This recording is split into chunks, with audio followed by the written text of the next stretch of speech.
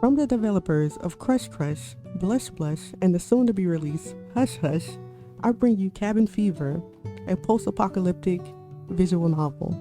I'm really excited to play this game. Let's jump in. I heard it's really hard to get the good ending of this game, so I'm gonna see if I can do it. I'm gonna choose options. I'm gonna be as close to what I would do in real life as possible. So I'm gonna choose options that I think are the right options, and go from there. So let's start a new game.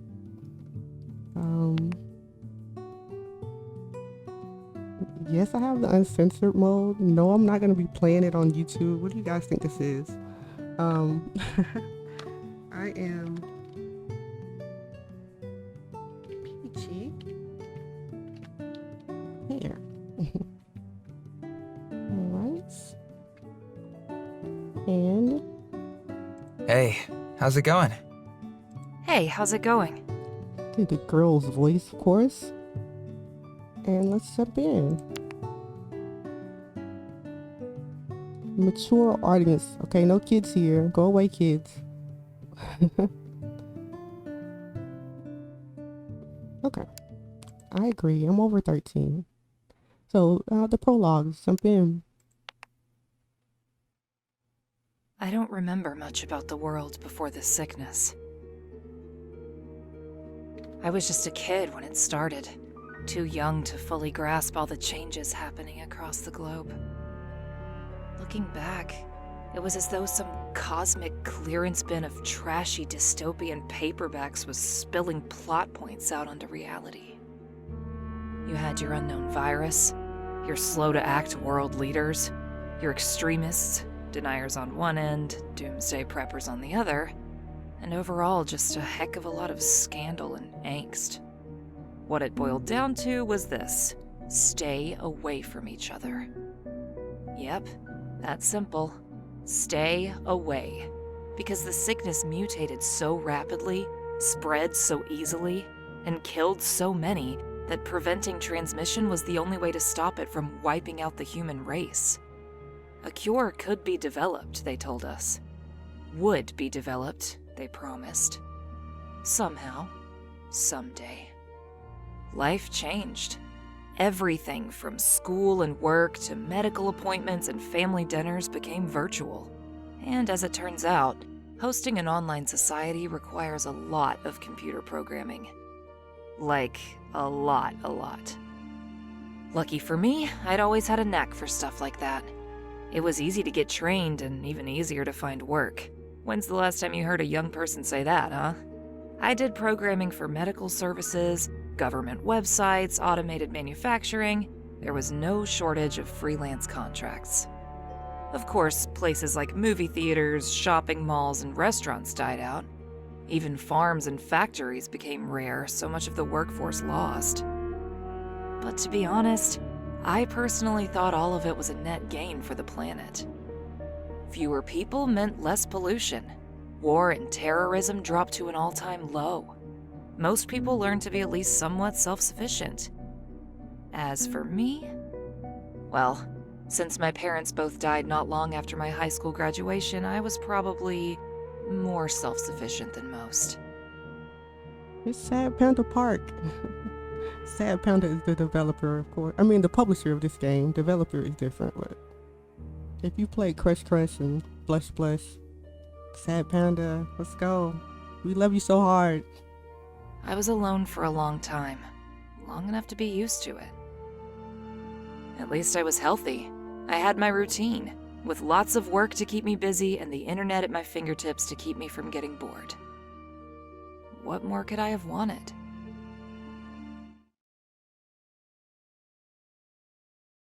Chapter 2, Seed. Alright.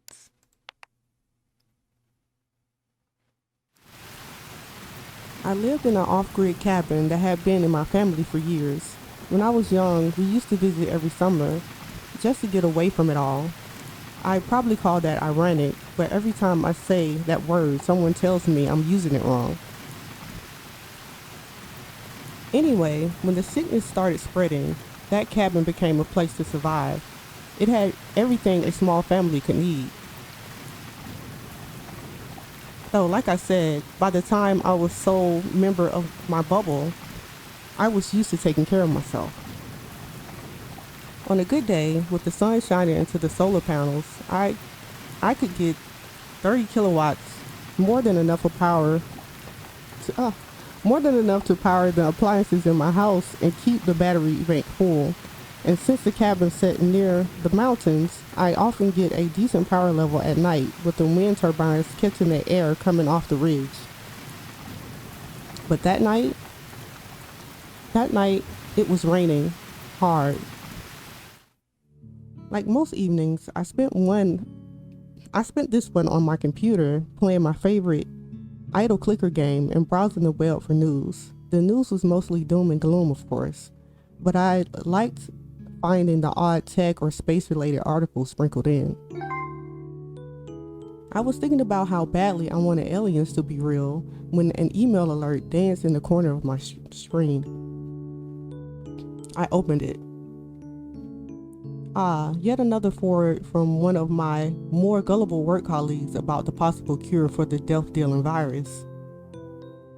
This particular claim apparently stemmed from breakthrough in the study of bovine bodily functions. What a load of bullshit. Literally. Good one. I was pretty much the only company I had anymore, so yeah, I talked to myself. I deleted the email, letting out a heavy sigh. There was a point in time when I found that sort of thing amusing, the ridiculous conspiracy theories, the clickbait titles, but now I found them sad. I glanced at the clock. Time for tea. I put the computer into sleep mode and headed into the kitchen. On my way there, I accidentally kicked a broomstick laying across the floor. Ow! Ow! Ow! Ow! Ow! Why is that even there? I never sweep. In that moment, I judged myself hard. Oh well, the world had basically ended, so what was the point of cleaning up? It wasn't like I was expecting company. I kicked the broom aside and carried on. In the kitchen, I steeped a nice big cup of herbal tea. Then I tossed my used tea bag in the compost bin, noting as I did that the bin was nearly full.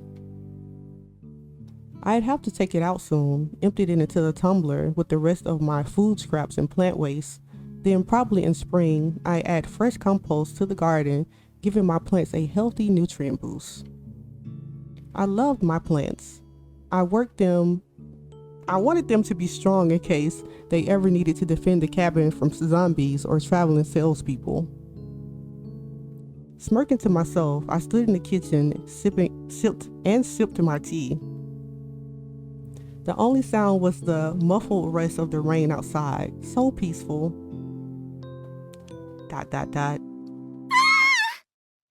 Oh my. What was that? A fox prowling outside? A raccoon? There wasn't a person in my garden, was there? I went to the window, peering out into the darkness and listening hard. I don't have to go out there and check, do I? Maybe. I mean, someone could be in trouble. They could be. But then again, someone could be trouble. They could be. Maybe just stand on the porch and yell for whoever it is to get off the lawn.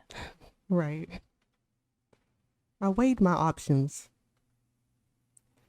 All right, so go outside and investigate the noise. Stay inside and lock all the doors. Okay, so in real life, I thought I was gonna pick what I would do in real life. So in real life, I'm not going outside to check. I'm sorry. Why would I do that? I'm not going outside. So we're gonna stay inside and lock all the doors. The scream had sounded humanish, but there was plenty of wild animals out there whose screams sounded humanish too. And so what if it was a person? No good has ever come from trap what is that? Trapezing outdoors to confront a sketchy stranger in the dark. You know what makes me feel safe? Locks. Good, sturdy locks. Yep. I walked around outside the cabin, checking all the doors and windows were secure. Then, feeling quite pleased, I sat down to finish my tea. An hour later, I climbed upstairs and went to bed. ...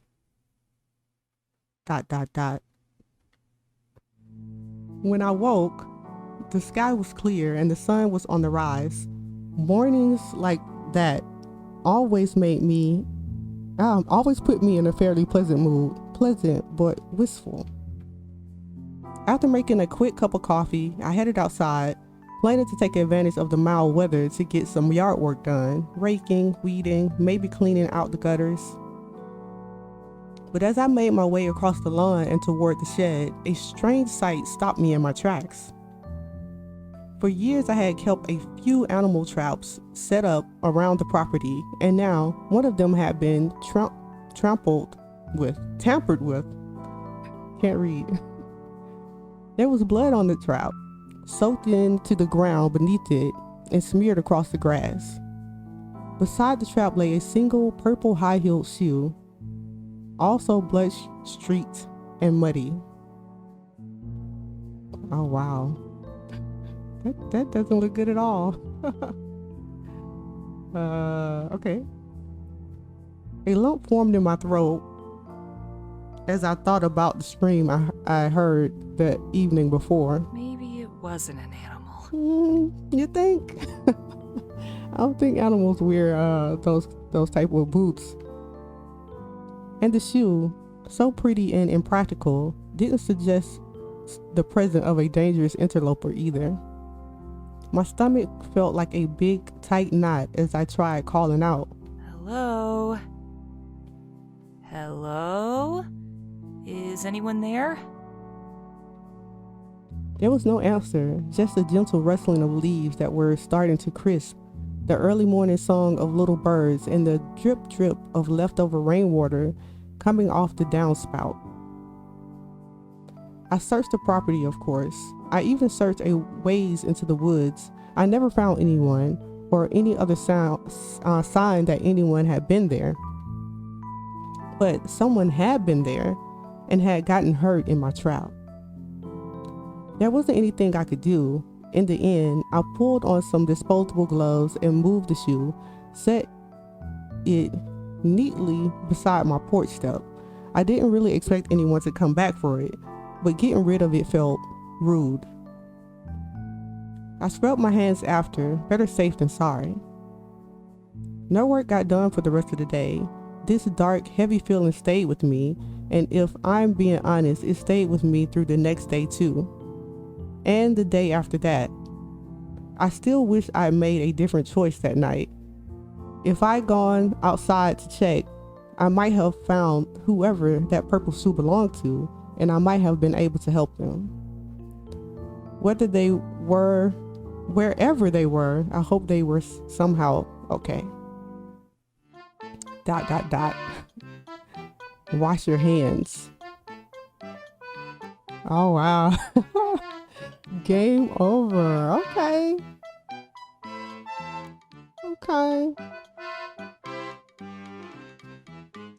Well, that's it. I want to thank everybody for coming in and checking out Cabin Fever. That is probably the shortest game that I've ever played. Okay, I'm just kidding. Wow, I'm gonna applaud the developers for putting that in like that. I always say, like, if you watch horror movies, if people actually made rational decisions, the movie would be over. We wouldn't have a movie, and they actually put that in the game. So, claps, kudos, claps. Can you hear? Claps. Okay. Let's do that again. I'm gonna get back to that decision, and then we're gonna jump back in from there, because that kind of sucked. Dang. What happened? What do you guys think happened to Mallory? To her. After that, did she like crawl into the woods and die or something? That's horrible. Okay, let's do that again. I'll be back. All right, we're back to the decision. All right, so we saw what happened when I did what I would normally do in this situation. So I'm gonna go outside and investigate the noise, see what's going on. Let's go. The scream really had sounded human. I couldn't just ignore that. As much as I wanted to stay inside, warm and dry. I was raised by humanitarian hippies, and all I got was this pesky conscience. Kidding. Love you, Mom and Dad. Please don't haunt me. I set down my tea, went to find my crank-powered flashlight, and shoved my feet into a pair of boots. Hopefully and probably, I wouldn't find anything out there, but checking was the right thing to do. I pulled open the door and stepped out into the porch. The flashlight flickered pathetically. Luckily, all I needed to power up a hand crank flashlight is hands, which I had. I scanned the dark garden. Raindrops lit up as the light passed over them, and the trees and shrubs around the cabin swayed. All I could hear was the wind and rain. A chill ran down my back. Yo, anybody out here? No? Cool. Have a good night then. I turned to head back inside. A small voice stopped me in my tracks. Hello? I'm here. Would you mind, helping me out of this, please? The rain seemed to beat down harder as my pulse sped up. I turned my flashlight toward the voice, my hand visibly trembling. It sure is cold out. I'm definitely not shaking out of fear because that would be super lame. So lame. I forced myself to step down off the porch and follow the path until finally I was close enough to make out the shape of a person. As the weak flashlight beam illuminated more, I gasped. Whoever I'd been expecting to find, it certainly wasn't this delicate wisp of a girl. She was so pale, she almost looked like a ghost. Even her hair, long and clinging to her face in the rain, shone bright, almost white in the glow of the flashlight. She crouched on her hands and knees in the mud as though she'd fallen. 100 questions raced through my head. Where did she come from? How long had she been out in the storm? Why wasn't she dressed for the rain? Was she lost? Was she sick? I tried to sound tough, like my dad would have. You there! What are you doing on my property? The young woman squinted against the flashlight. Please? I got lost and I promise I wasn't trying to steal anything. Her voice quivered, which I thought was kind of dumb. After all, she was the interloper. It was me who should be freaking out, which I was. Well, then explain yourself. Why are you just laying on the ground there? Seems pretty sus. Why the heck did I add that last part? What was I trying to do? Lighten the mood? The girl turned her head away. Was she trying to make me feel bad? Was she, God forbid, stifling a cough? I took a step back, unwilling to take any chances. I can't get up. Her matter-of-fact tone surprised me. I guess I was expecting some elaborate sob story or pleas for food or money or medicine. It could still be a trick, I thought. She could be getting ready to rob me. At this point, my flashlight was starting to lose its brightness. I stood there, cranking the handle to power the light back up. It was a long, awkward intermission, backed by the droning sound of the flashlight being worked. But the light was coming back on. I wound the crank a few more times to shine it brighter on her. The whole horrifying picture became clear. Somehow, the girl had gotten her leg caught in one of the animal traps. She must not have seen the rusted old thing in the dark, and it had grabbed her calf and torn it open. Oh wow, that sucks.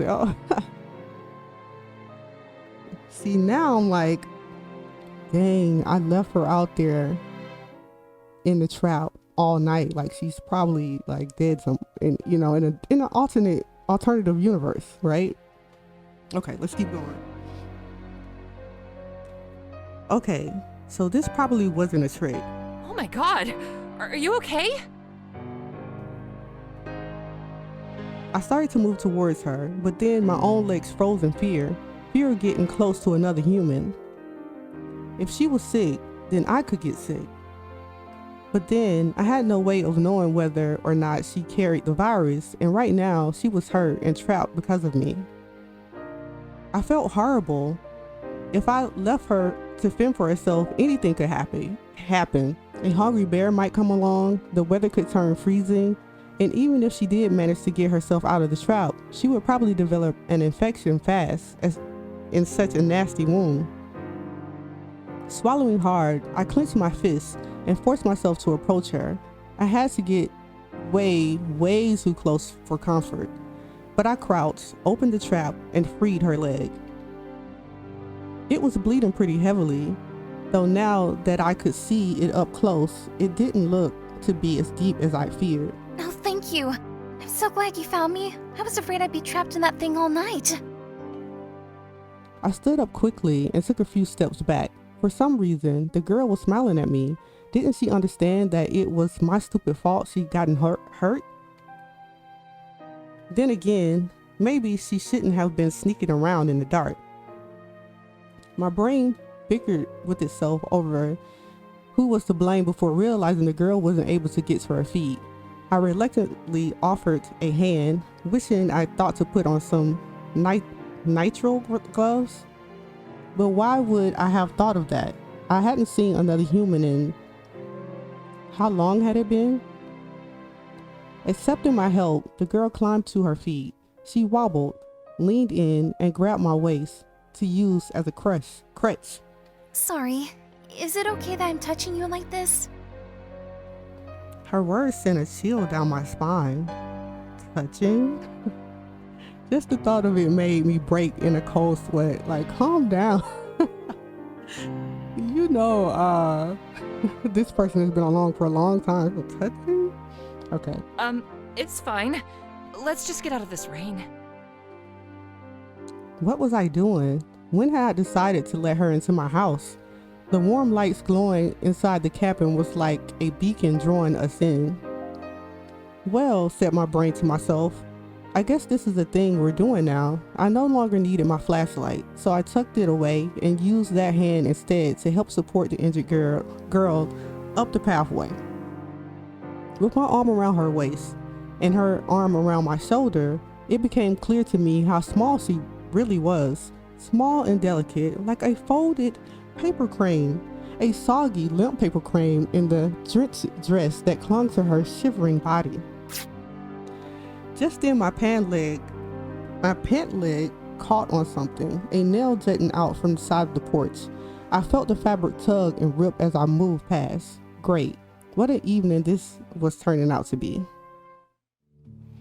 Once he made it inside, I helped the stranger sit down on a wooden chair. I made a mental note to disinfect that chair later, and my clothes, maybe even the flashlight. But first aid. Where did I put that kit?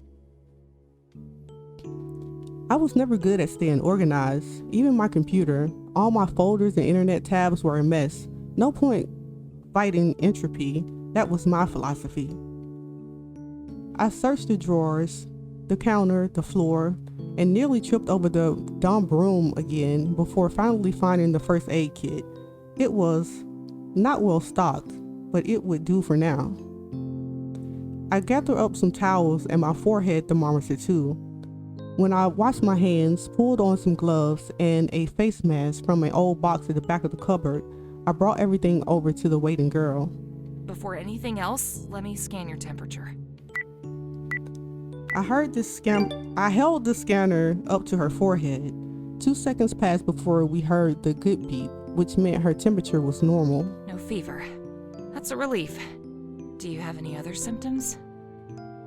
Her eyes widened. She shook her head. Well, it was still better to be cautious. I barely breathed as I took her leg into my lap and started tending her wound.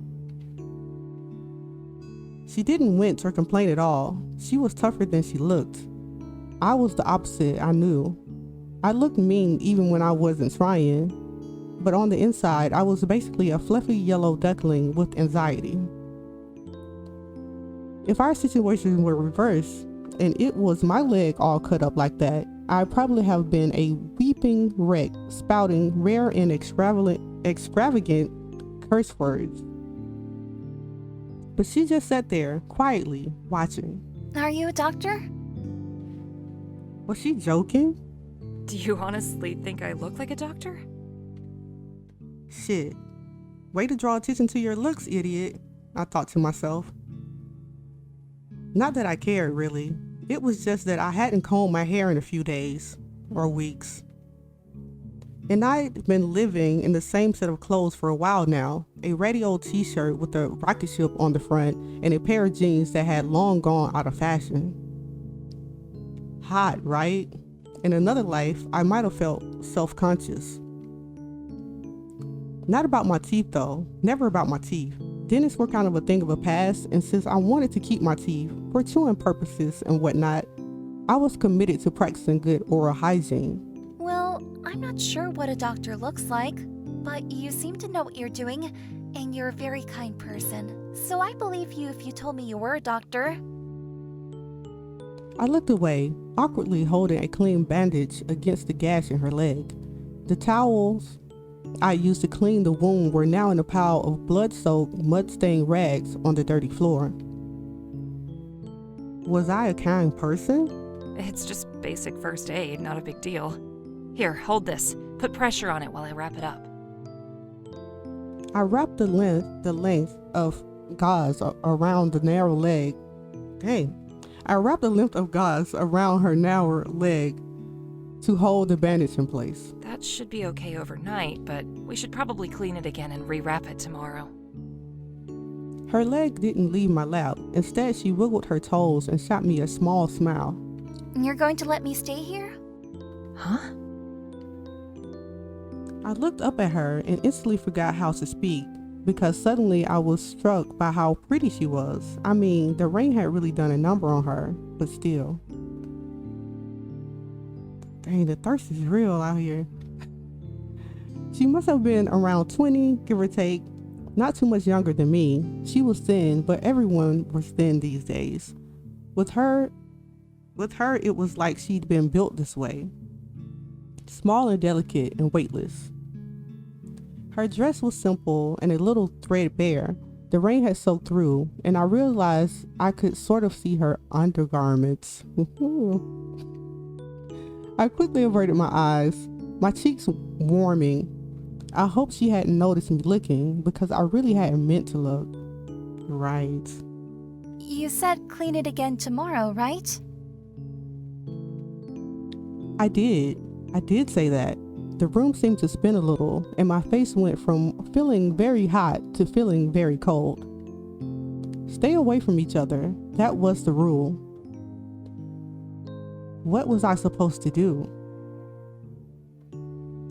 Decision time. Maybe it's okay if she stays. She really shouldn't be here. You know, at this point, I already invited her in. I dressed her leg.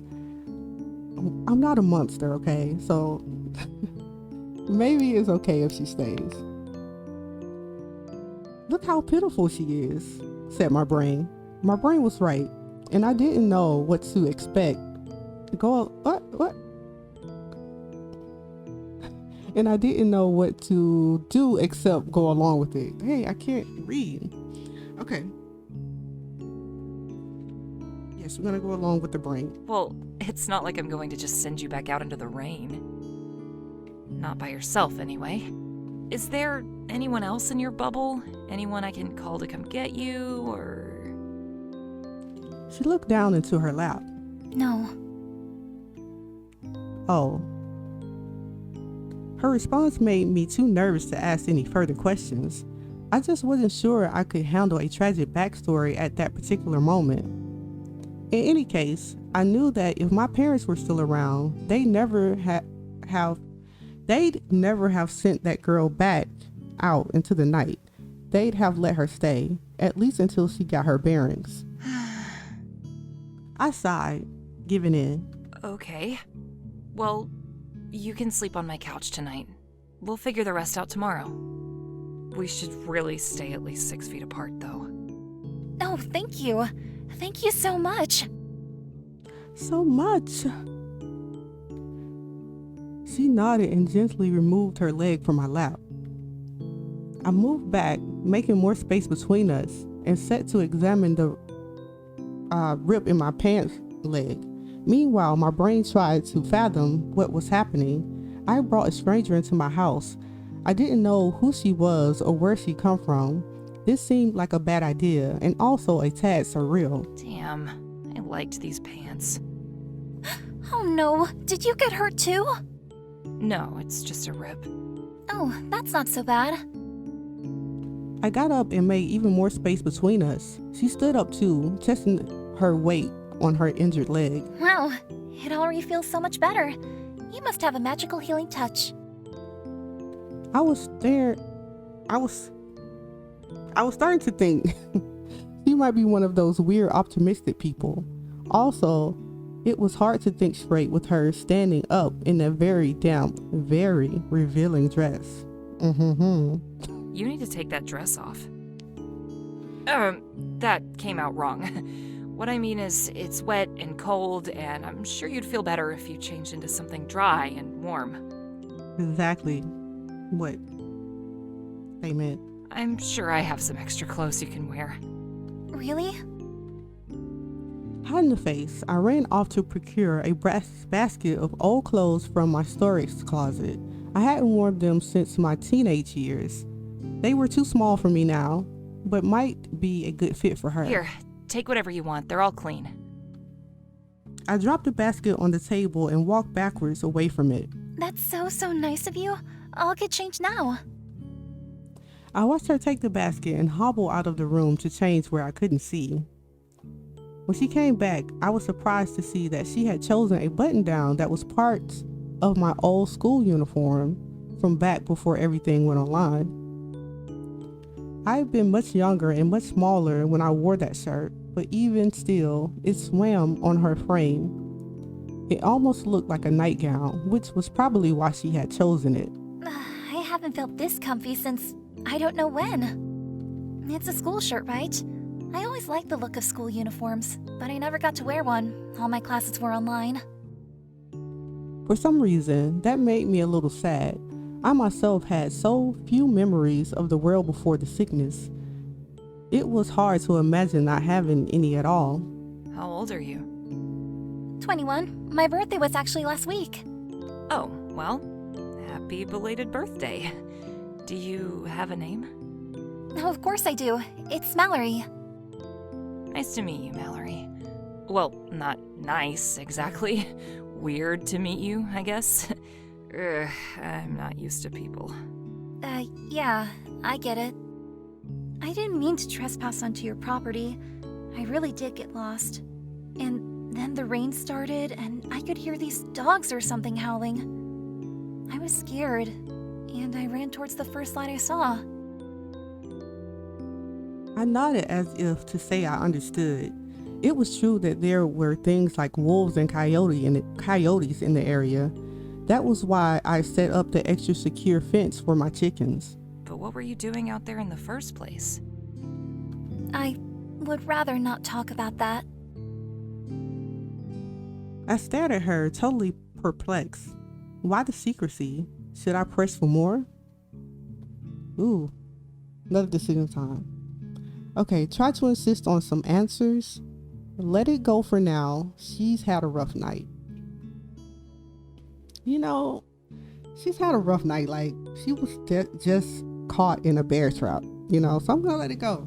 We're gonna, chill out. I decided not to push it.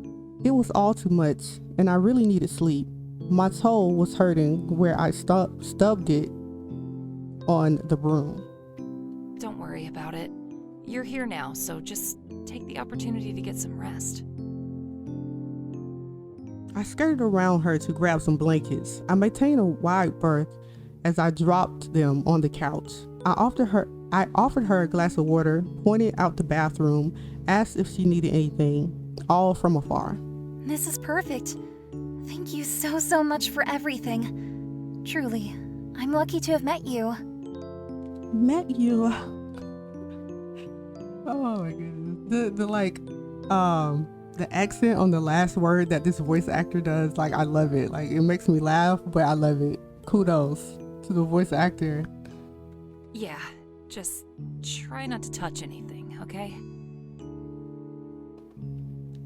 I shuffled my feet awkwardly.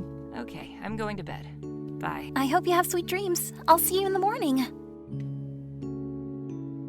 As I made my way up the stairs to my bedroom, I glanced back. Mallory was already curled up on the couch, looking quite cozy. I couldn't remember the last time I had anyone in my home, even briefly. I've been so careful for such a long time. I didn't know where she'd been or if she'd been as careful as I was. But when my gaze fell on her bandaged leg, a prickle of guilt surged up. Good night. I finished climbing the stairs and flopped down on my bed. I was so exhausted, emotionally puzzled, and mentally drained. It didn't take long for me to fall deeply asleep.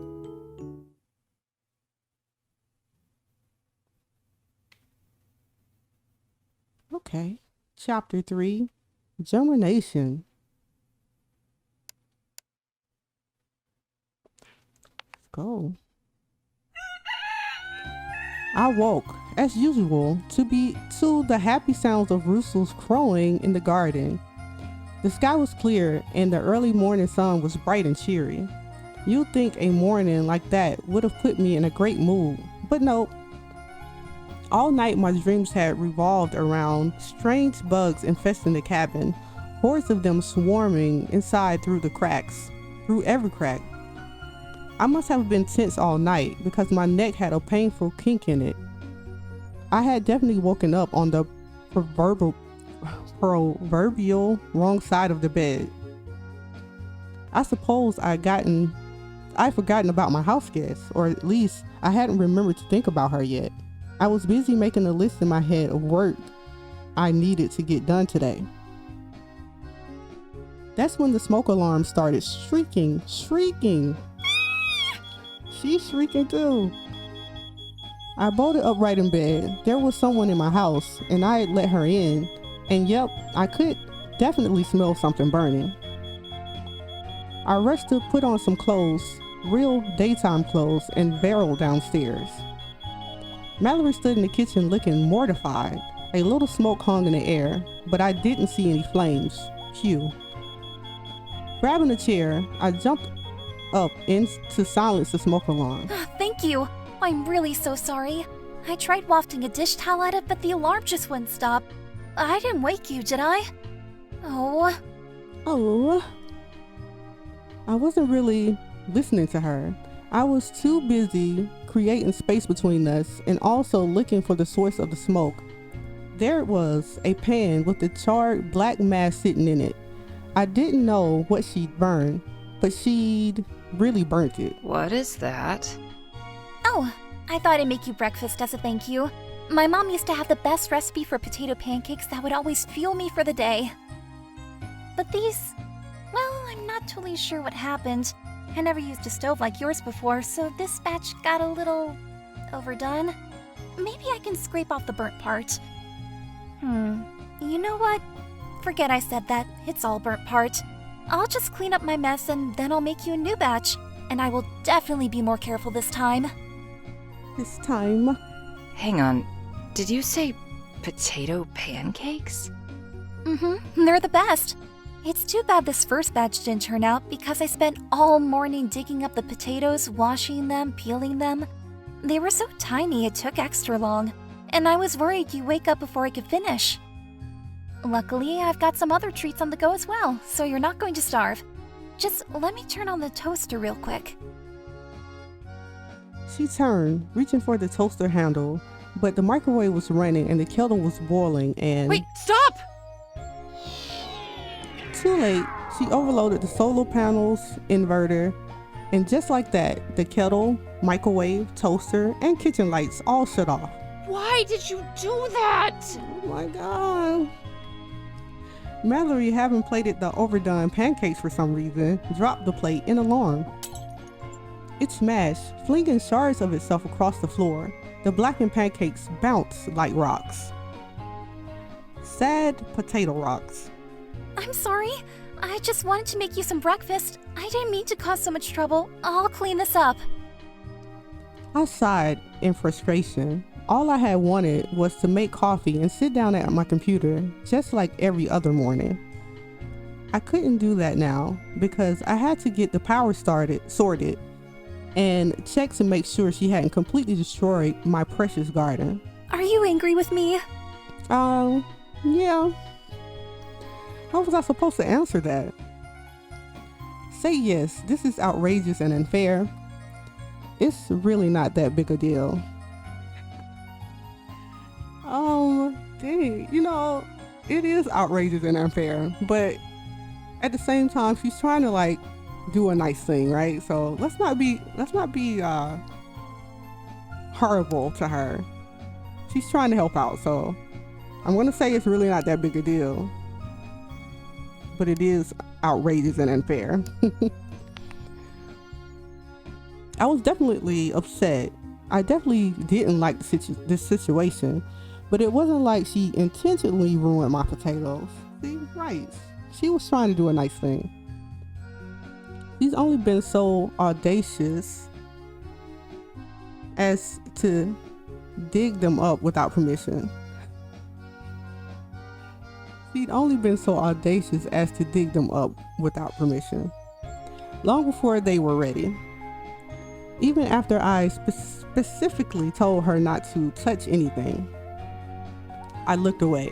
I'm just not a breakfast person. I'm really sorry. I just wanted to do something nice as a thank you for letting me stay here. I promise I'll fix everything and then I'll just get ready to leave. Sure, whatever. I turned away and went to hall. I turned away and went to hall on my work gloves and my boots. I'll be out in the yard for a while. I went out, and as I pulled the back door shut behind me, I heard a soft sound from the kitchen, like a heavy sigh or a stifled sob. Wait, was she crying? What did I get myself into? For real, I can't believe... I continued muttering grumpily to myself as I strolled out into the garden. Then I took a deep breath of fresh, cool air. It had an autumn bite to it, but the sun was warm. I felt instantly calmer. Well, she'll be gone soon anyway. I took my time that morning, dealing with the power issues and making the usual rounds. Happy hens check, busy beehive check. I did a rough count of the firewood in my shed, then made my way back around to the front of the cabin. I stopped when I saw the bloody animal trap where Mallory had gotten hurt that night. Hurt the night before. I'm just making up sentences at this point. Okay. Damn, that had to have been painful. You think?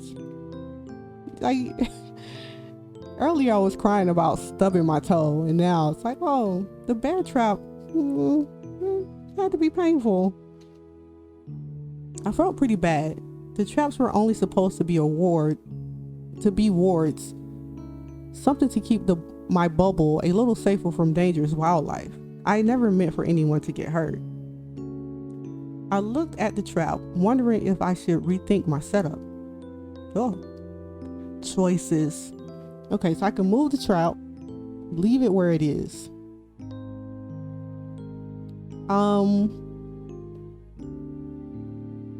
Should we move it, right? We should move it, right? We don't want anybody else to get stuck in the trap. Like somebody got messed up right there in the trap. So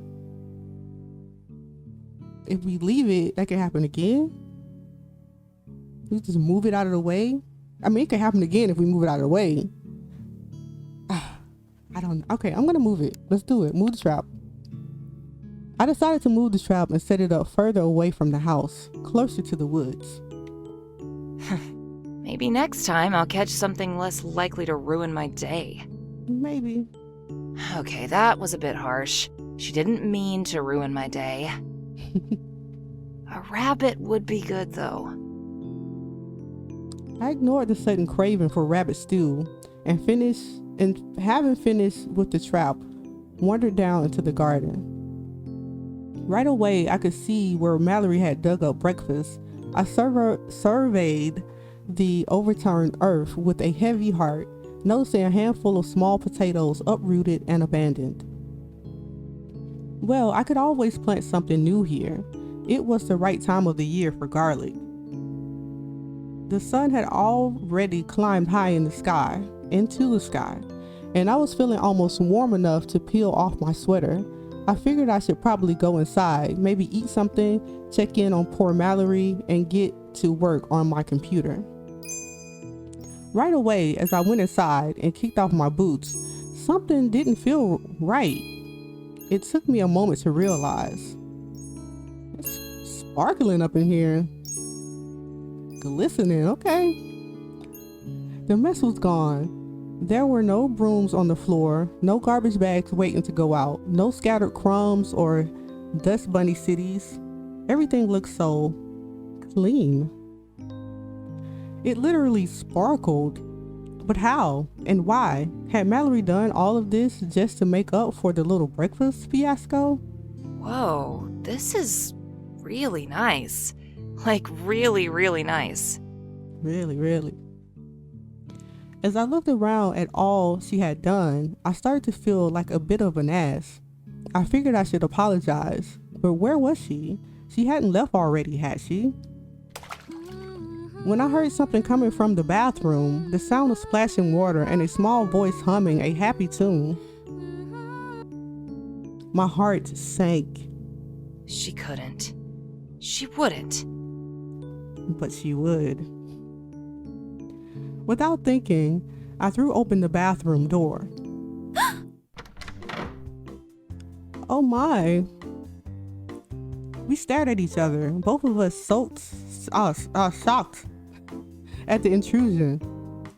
Then my brain kicked back into gear and I tore my gaze away from her, but it was too late. I had seen everything, including the bath and including the tub full of water. What are you doing? I was just taking a bath. I pointed in the direction of the bathtub, keeping my eyes fixed on the door frame. That's my water supply! It's still warm if you want to use it. What? Did she not get it? That's my water supply! My fresh water, my drinking water, my everything water! What were you thinking? Why did you use so much? Panic was really setting in now. What if she run the cisterns dry? I'd have almost nothing into the next rainfall, and who knew when that would be? Oh my gosh, I had no idea. I had no idea. I'm so sorry. I really didn't know. I never run out of water before, but that was because I always been so careful. This could be the very day I had so deeply feared would come. How do you survive this way? It's like you're constantly wasting things. Is this why you were out in the rain last night? Did your bubble decide to kick you out because you don't know how to think before you act? Hey, calm down. Her mouth popped open. I immediately felt bad for shouting. Damn, I really was in a bad mood today. Just finish up in here. And don't drain that water, okay? I'll repurpose it for laundry or something. I didn't want to acknowledge my own anger or the tears that had sprung into her eyes at what I said. In any case, I needed to check the rain barrels, like right that second. I turned my back on her and walked away. For the rest of the afternoon, I sat at my computer waiting for Mallory to leave. I just couldn't stop thinking about her. And by that, I mean I couldn't stop thinking about how naive, careless, and wasteful she was. Nothing to do with her shimmering eyes or how sweet she seemed to be even when everything else was horrible. Nope. Of course not. Of course that's not what you're thinking about. Come on. The good news was I checked the rain barrels and the situation wasn't as dire as I feared. As long as it rained again sometime in the next few days, we'd be okay. Still, I sat at my computer for a long time, entirely unable to focus on my work. When Mallory finally reappeared, she was holding the cardboard box of my old clothes. For some reason, she was still only wearing a bath towel. That made me feel all sorts of uncomfortable feelings. I tried extra hard to keep my eyes on my computer screen. I pretended to type. I noticed the box had more clothing in it than before. I even saw some of my favorites speaking out. Alright, ask her what she's up to. Haven't you had enough confrontation for one day? Nope, I haven't had enough confrontation. I'm gonna ask her what she's up to. What are you doing with my clothes, little miss? I cleared my throat loudly, and Mallory looked at me. What are you doing with those clothes? Oh, I was just going to go through them and sort out what's good to wear. I hope that's okay. Huh? That didn't sound too worrisome. Maybe she was finally getting ready to go. Right. You're welcome to take anything that doesn't fit me anymore. I'm sure you could use some warmer things to wear out there on your travels. I turned quickly back to my computer, hoping I hadn't hurt her feelings with my not so subtle reminder that I didn't want her here. Why do I care about her feelings? Asked my brain. You already told her she's not welcome. She'll be gone soon, either way. I hyper-focused on my screen, and in another couple of hours, I still had nothing done. Suddenly, it was dark out, and I was starving. And Mallory still hadn't left. In fact, she was in the kitchen, and there were nice, savory smells wafting my way. I logged off and shut down my computer quickly, but casually. Making my way over to her, I found her tending to 3 separate pots on the stove, all of them simmering and steaming pleasantly. How dare she? Nothing was burning this time either, which made me feel annoying feelings like impressed and kind of excited to eat that. Mallory noticed me standing there and smiled way too brightly. Oh, good, you're finished working. That's perfect because supper is ready. Ready? She started dishing out the oddly fancy-looking meal into 2 large plates. What is all this? It's all made from freeze-dried proteins and grains I found in the pantry, and some spices, which, by the way, make all the difference when it comes to flavoring a dish. Oh, and I only used things that were already open, so I hope I didn't overstep again. I can tell you work really hard, and I know I made a mess of things, and I just really wanted to make it up to you. I'm determined to have a net positive impact here. Here. She thought I'd been nice? I was suddenly very concerned about how low the bar was for her. I also couldn't help feeling a little charmed by her determination. I wanted to let her know that I did actually appreciate her efforts. Well, this does look incredible. And by the smell of it, I'm pretty sure I'll be licking these plates clean. You did wash your hands before you started, right? Yes, silly. And I still don't have any symptoms of any sicknesses either. So come on, let's eat. I want you to enjoy it while it's hot.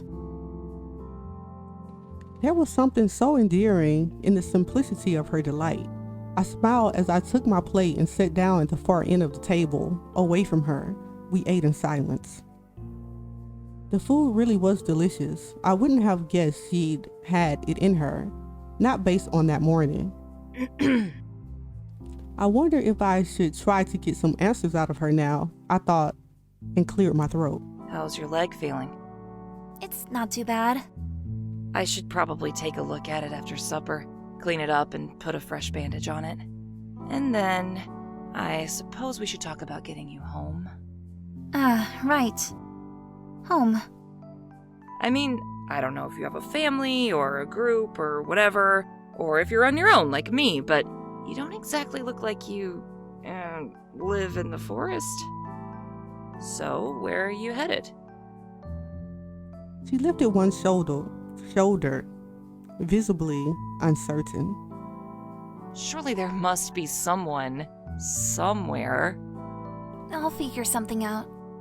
Hang on, no. I want to make sure you're going to be okay. I thought you just wanted me to leave. Ideally, I'd like to know at least something about your situation.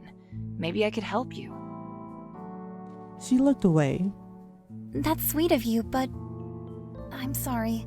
I'm just not ready to talk about it. Okay.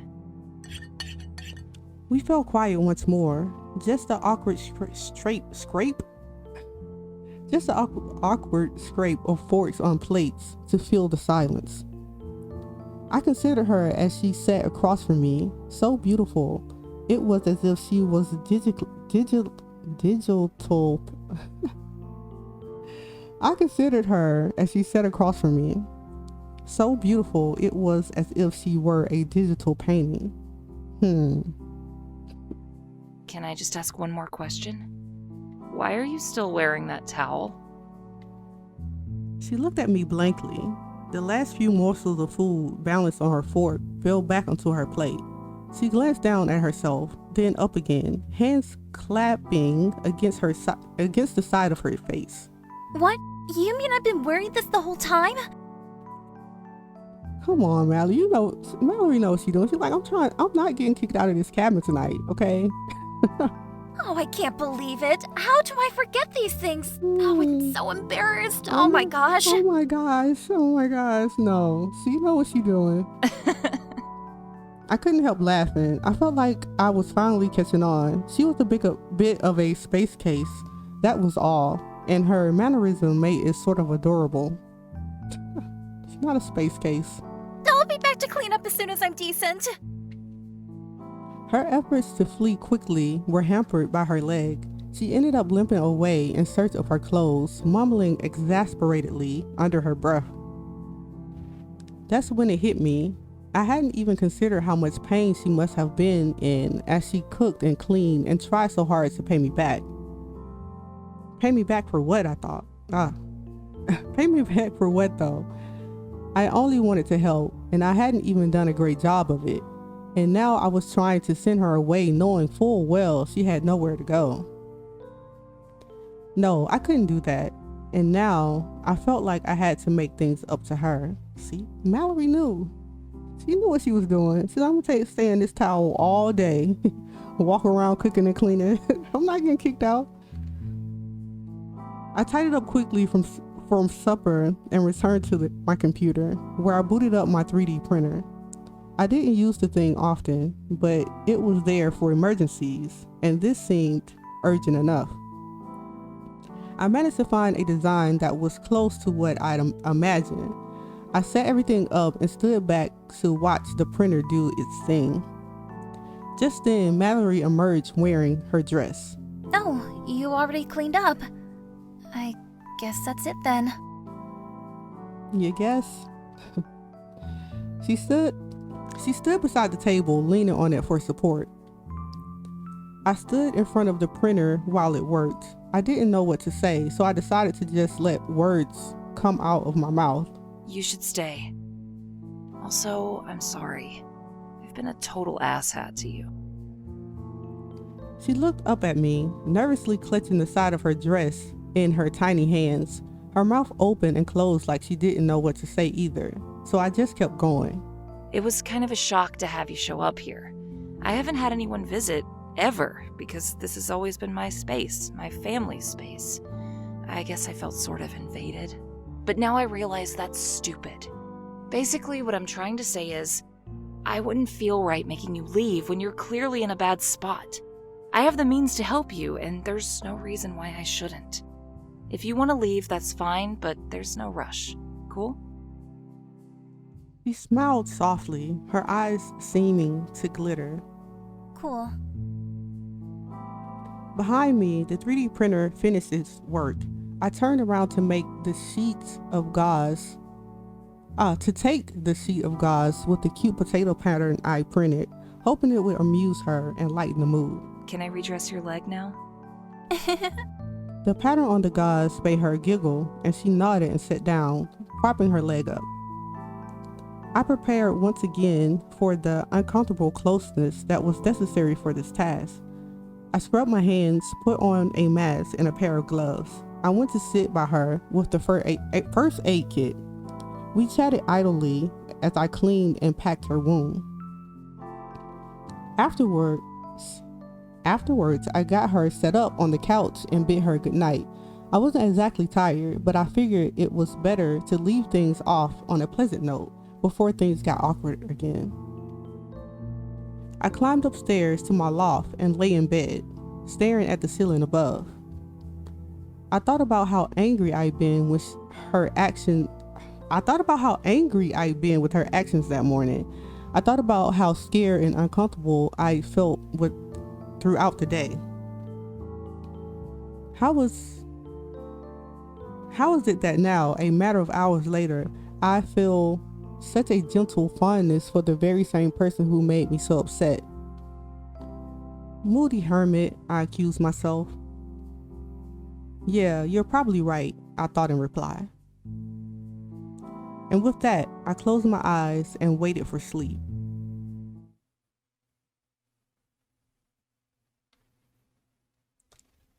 Chapter 4, Growth. All right, I think I'm gonna stop here.